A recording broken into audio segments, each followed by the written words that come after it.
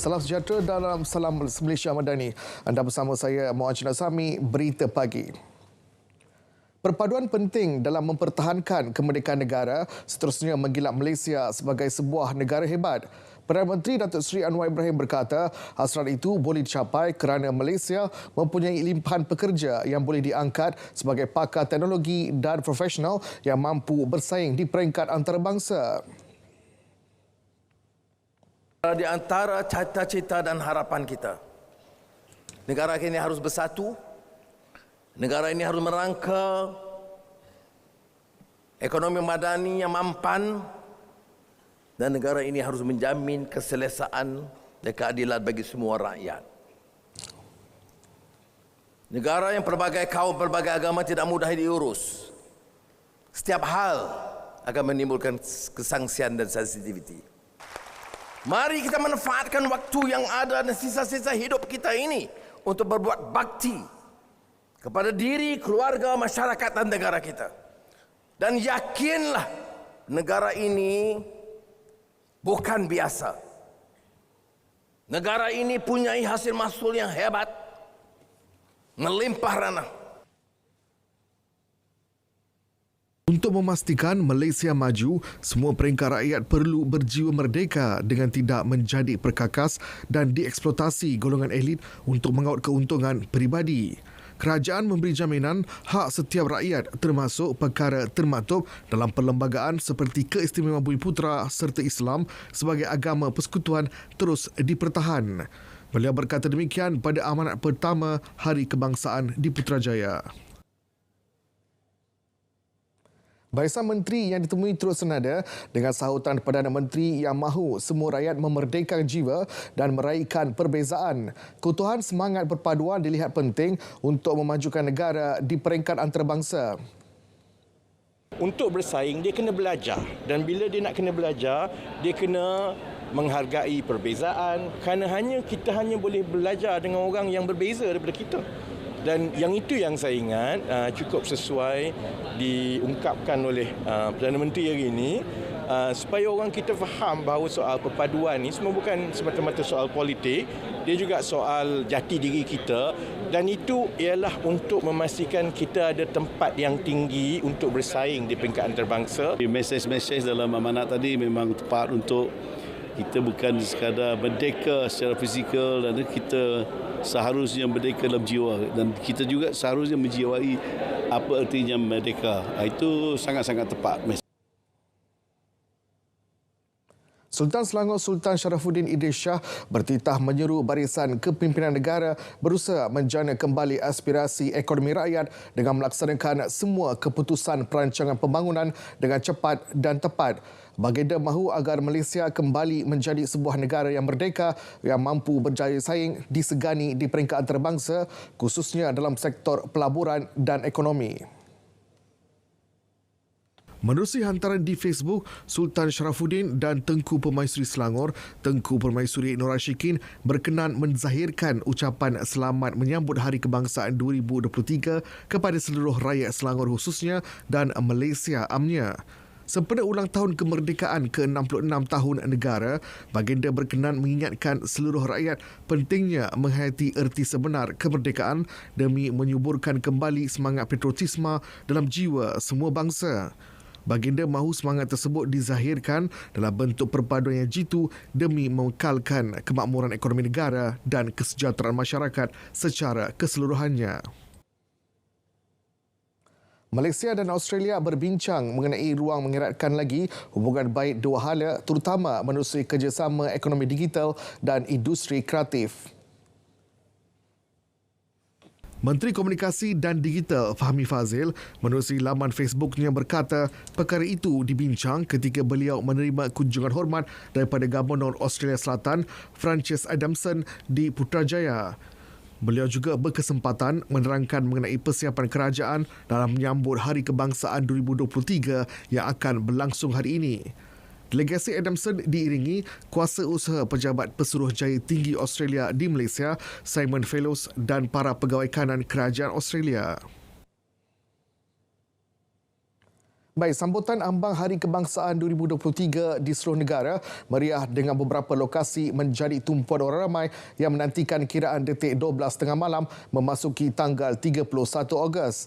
Di Dataran Merdeka, lebih 15,000 pengunjung yang hadir melaungkan Merdeka sebanyak 7 kali apabila tepat jam 12 tengah malam diikuti dengan nyanyian lagu Negaraku.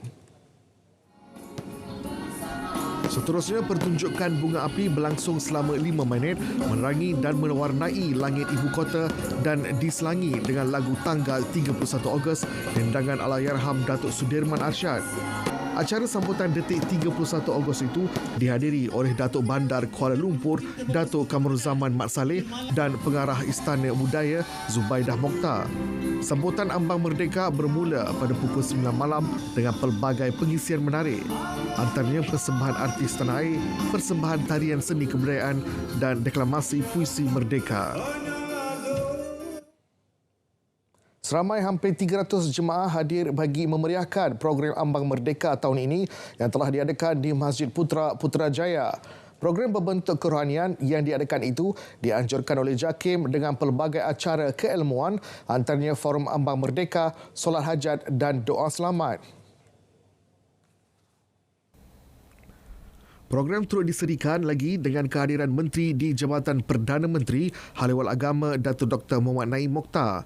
Beliau dalam amanatnya menyeru agar seluruh masyarakat memperbaharui tekad dan azam seperti mana seruan Al-Quran untuk memperkukuh ikatan persaudaraan demi membangunkan watan kerana cinta dan sayang kepada tanah air.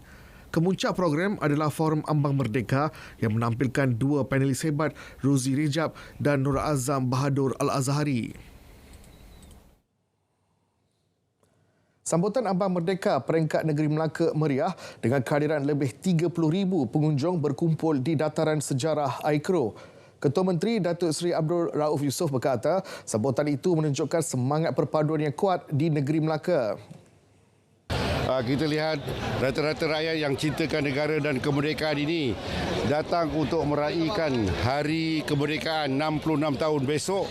Tapi malam ini kita meraihkan mereka dengan persembahan-persembahan lagu-lagu patriotik dan kebudayaan semua bangsa untuk dapat dirasakan bahawa merdeka dalam kepelbagaian budaya ini menikmati satu nikmat perpaduan di bawah kemerdekaan negara yang telah kita kecapi selama 66 tahun.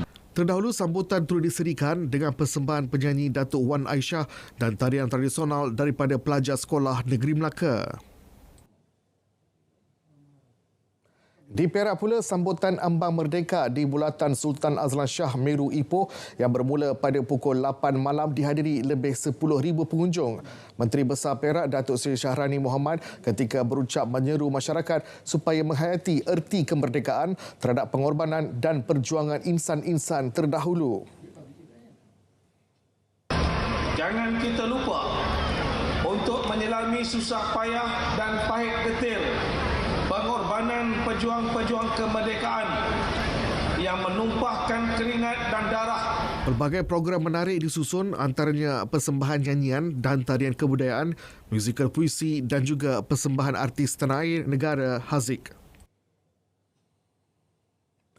Aspirasi Merdeka sempena sambutan kemerdekaan yang ke-66 di Artim Kedah malam tadi berlangsung meriah biarpun diadakan secara sederhana. Sambutan berlangsung julung kalinya di Auditorium RTM Kedah.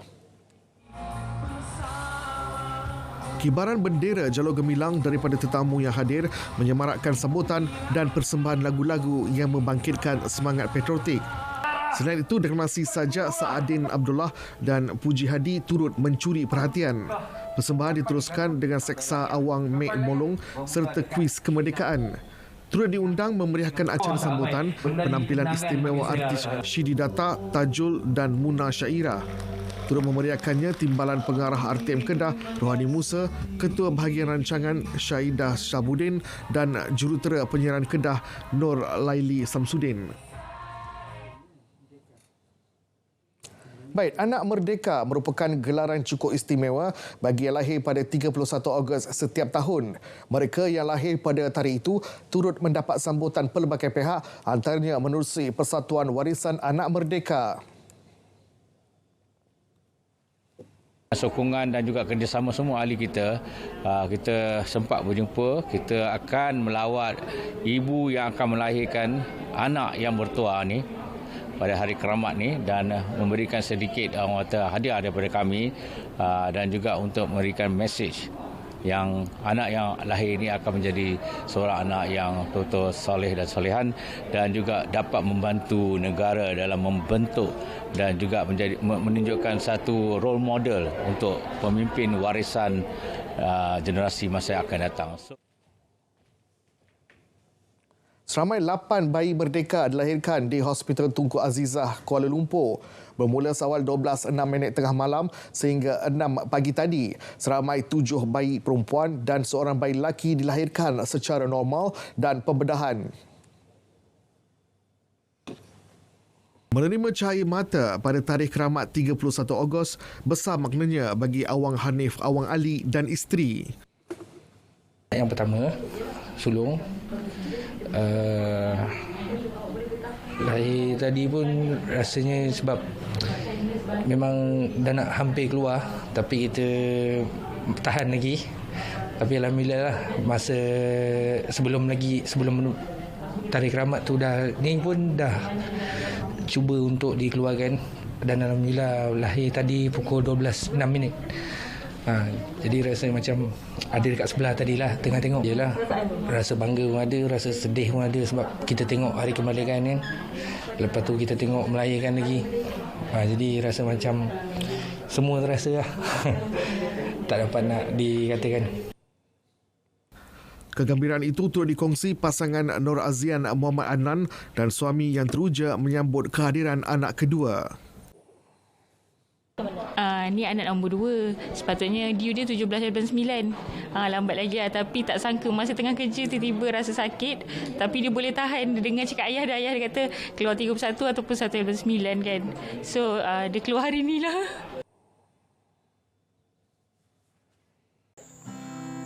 Walau hanya sepotong kain, namun bendera ini besar maknanya. Dalamnya terkandung tekad semua rakyat.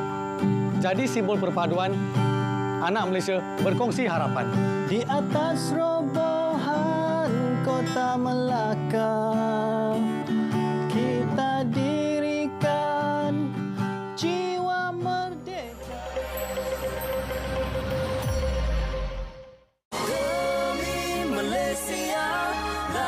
Assalamualaikum warahmatullahi taala wabarakatuh. Salam perpaduan dan salam Malaysia Madani. Saya ingin mengucapkan selamat menyambut Hari Kebangsaan dan Hari Malaysia tahun 2023 kepada seluruh rakyat Malaysia, terutama sekali kepada para pejabat awam.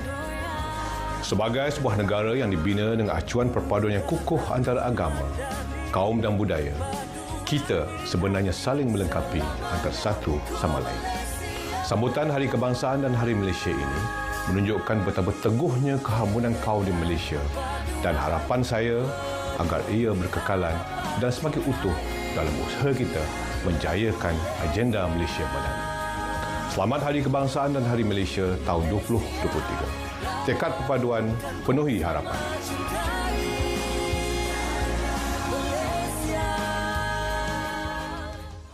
Orang ramai dijemput hadir untuk bersama-sama memeriahkan sambutan Hari Kebangsaan 2023 pada 31 Ogos ini jam 7 pagi di Dataran Putrajaya. Saksikan pelbagai acara menarik, antaranya acara pembarisan dan perarakan, persembahan terbesar 400 pergendangan pelbagai jenis, persembahan aksi tempur oleh wira-wira negara, persembahan udara dan banyak lagi. Layari www.merdeka360.my. Bertemu kembali. Orang ramai nasihatkan agar tidak melakukan pembakaran terbuka sama ada secara sengaja atau tidak sengaja. Menteri Sumber Asli, Alam Sekitar dan Perubahan Iklim, Nik Nazmi Nik Ahmad berkata ia berikutan potensi tinggi kebakaran berlaku akibat cuaca panas ketara yang dialami negara sekitar bulan Ogos hingga September setiap tahun.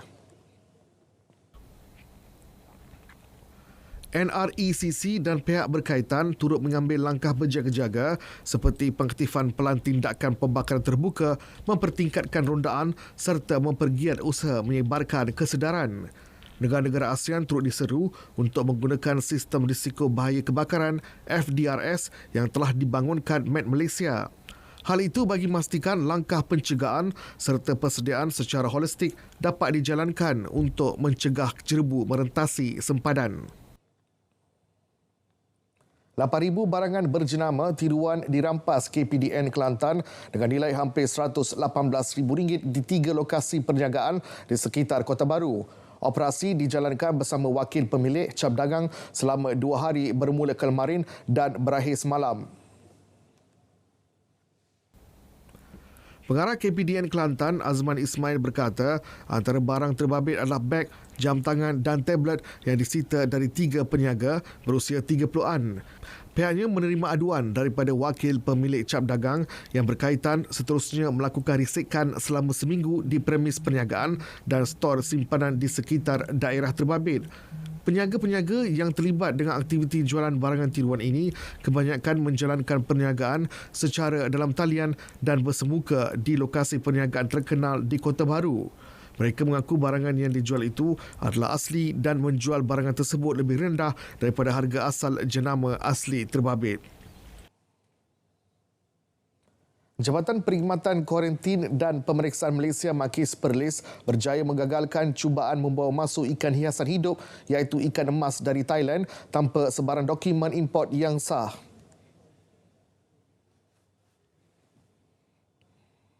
Pengarah Makis Perlis, Roslan Ceat berkata ikan hiasan tersebut dijumpai dalam sebuah lori yang membawa pelbagai jenis ikan hiasan bernombor pendaftaran Malaysia di kompleks ICQS Padang Besar pada 18 Ogos lalu.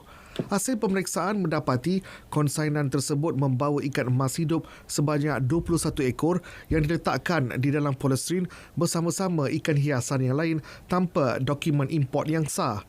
Nilai anggaran ikan emas tersebut sebanyak RM630 dan kesemua ikan tersebut dirampas untuk tindakan lanjut. Kes disiasat di bawah Seksyen 11-1 Akta Perkhidmatan Kuarantin dan Pemeriksaan Malaysia 2011.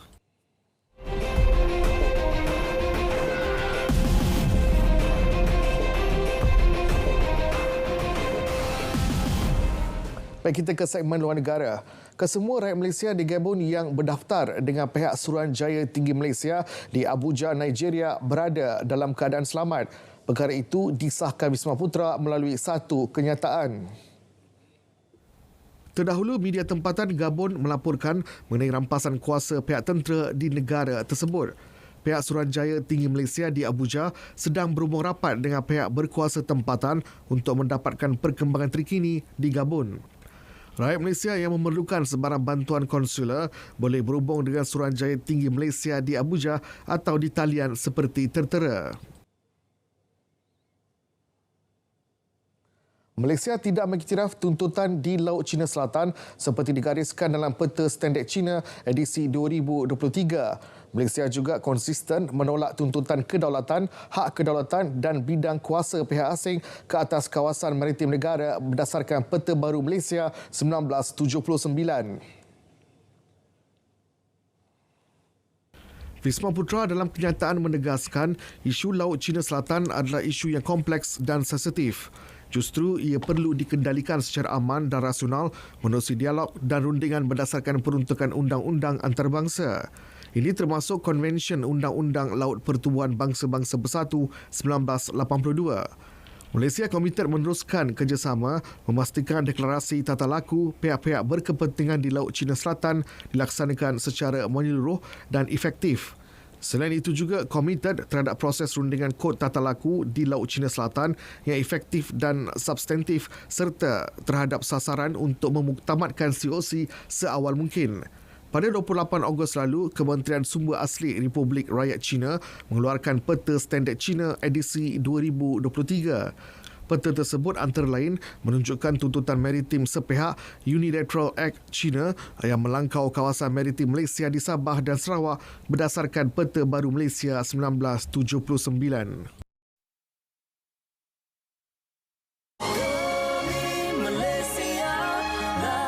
Kita, rakyat Malaysia.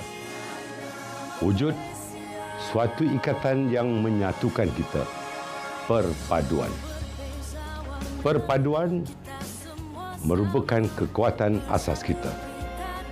Walau kita berbeza budaya, agama dan bangsa, namun kita tetap teguh bersama. Hayati erti kemerdekaan dan zahirkan rasa syukur, hargai keamanan serta kebebasan yang dikecapi selama 66 tahun ini. Semarakkan semangat patriotik seiring tema sambutan Hari Kebangsaan tahun ini yang menjadi kunci kepada penyatuan kita. Malaysia Madani, tekad perpaduan, penuhi harapan. Selamat menyambut Hari Kebangsaan. Merdeka! Merdeka! Merdeka!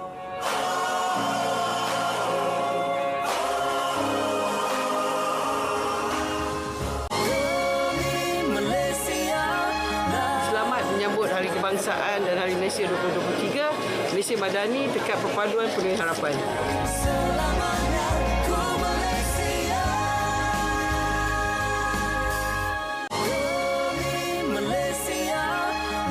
Assalamualaikum, salam sejahtera, salam perpaduan, salam Malaysia Madani. Saya Fahmi Fadil, Menteri Komunikasi dan Digital.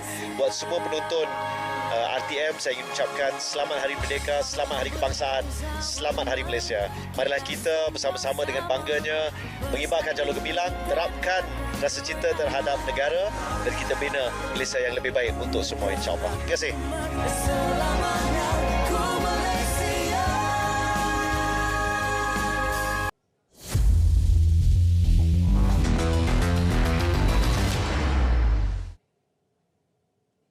Baik, kita ke segmen sukan. Menjelang aksi persahabatan Taiwan menentang Syria dan China, skuad Harimau Malaya diseru menggunakan kesempatan mencipta kejutan masing-masing pada aksi yang akan berlangsung di Chengdu, China pada 6 dan 9 September ini. Pengendalinya Kim Panggun berkata aksi di tempat lawan berdepan dua pasukan di ranking 100 terbaik dunia itu perlu diakhiri dengan kemenangan. Ini bagi menilai keampuhan skuad kendaliannya menghadapi pusingan kelayakan Piala Dunia 2026 dan Piala Asia 2027 yang bermula November ini. We will face a very strong opponent team, such like Syria and China.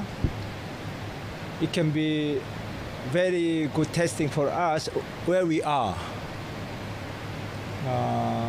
I think last 1.5 year, we have done very good job. I think we played 21 game, we win 16 game, and a 1 draw. We only lost 4 game. So until last minute, we must be very concentration, very focused. That's important. So away game, it will be good test for us. Yeah. Panggun ditemui pada sesi latihan rasmi Harimau Malaya di Wisma FAM Kelana Jaya. Sebelum ini, skuad negara mencatat 4 kemenangan berturut-turut dalam jendela perlawanan antarabangsa FIFA, namun kesemua aksi tersebut diadakan dalam negara. Malaysia mengatasi Turkmenistan 1-0 dan Hong Kong 2-0 masing-masing di Johor pada Mac. Manakala pada Jun, Harimau Malaya menewaskan Kepulauan Solomon 4-1 dan Papua New Guinea 10-0 masing-masing di Terengganu. Presiden FAM Datuk Hamidin Mohamad Amin menggesa skuad B23 kebangsaan untuk bangkit mencipta kejutan pada pusingan kelayakan Piala Asia B23 2024 di Chonburi, Thailand bulan depan. Jelasnya barisan pemain Harimau Muda telah menunjukkan peningkatan dan percaya mereka mampu menjadi pasukan yang baik di rantau ini. Ia mampu dicapai jika anak buah E11 barisan itu meneruskan fokus. Beliau juga mengingatkan pemain supaya tidak memandang rendah keupayaan pasukan lawan. Harimau Muda diundi dalam kumpulan H terdiri daripada pasukan tuan rumah Bangladesh dan Filipina. Terdahulu, Datuk Hamidin meluangkan masa bertemu barisan pemain dan pegawai skuad B23 kebangsaan pada hari pertama kem latihan pusat. Pada kempen kelayakan itu, Malaysia akan memulakan saingan menentang Bangladesh pada 6 September. Diikuti aksi bertemu Filipina 9 September sebelum berdepan Thailand pada 12 September. Kehadiran dua pemain berpangkalan di luar negara, Lokman Hakim Samsudin dan Noah Laini, diyakini memberi impak besar kepada skuad B23 terutamanya pada bahagian serangan. Pengendali E. Ilavarson optimis kedua-dua pemain itu mampu cepat mendapat keserasian bersama pemain-pemain lain bagi mengharungi kelayakan Piala Asia 2024 di Thailand. Dengan kehadiran Lokman, dengan Noah, dengan player-player yang ada pengalaman di Liga Super, mungkin akan menambahkan prestasi tim kita lah. Paling penting minutes time lah. Sebab bila kita bawa player, kalau player main dalam dia punya liga hanya 15 minit, bila datang ke sini kita nak perlukan dia untuk 90 minit. So beza tu ada banyak beza. Seramai 22 pemain melapor diri ke kem latihan di Stadium Bola Sepak Ceras, Kuala Lumpur. Seramai 14 pemain yang beraksi pada Piala AFFB 23 baru-baru ini dikekalkan. Pasukan Bundesliga Wolfsburg membuka pejabat Asia Tenggara di Menara Madrid, Kuala Lumpur. Pembukaannya bertujuan mempromosikan program teknikal dan perniagaan B2B berkaitan bola sepak di rantau ini. Pelancaran turut dihadiri Ketua Pegawai Eksekutif Madrid, Datuk Muhammad Mustafa Abdul Aziz. Ini adalah pejabat luar negara kedua yang ditubuhkan The Wolf selepas Beijing, China pada 2017. Ketua Pegawai Eksekutif Michael Miske berkata, dengan pembukaan pejabat Kuala Lumpur mereka, kelab dari Jerman itu terbuka untuk bekerjasama dengan mana-mana pasukan di Malaysia dalam pembangunan bola sepak. Malaysia disifatkan sebuah negara berpengaruh dan mempunyai hubungan kukuh dengan Jerman. Malaysia juga merupakan titik akses yang baik di rantau ini. Michael berkata kelab itu merancang untuk ke Malaysia tahun depan bagi mengeratkan hubungan dengan komuniti bola sepak Malaysia.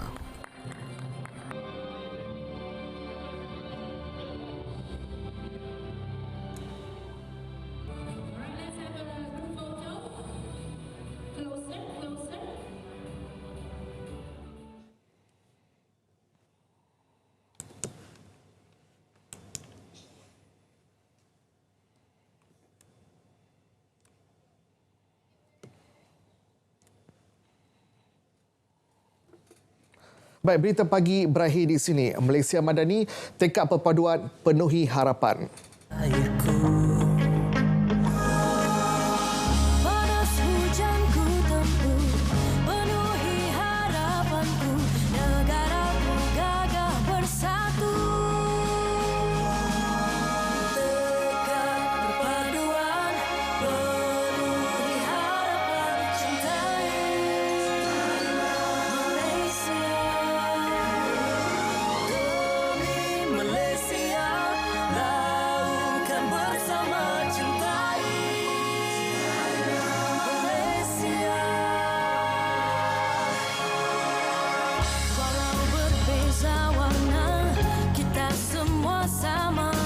Bersatu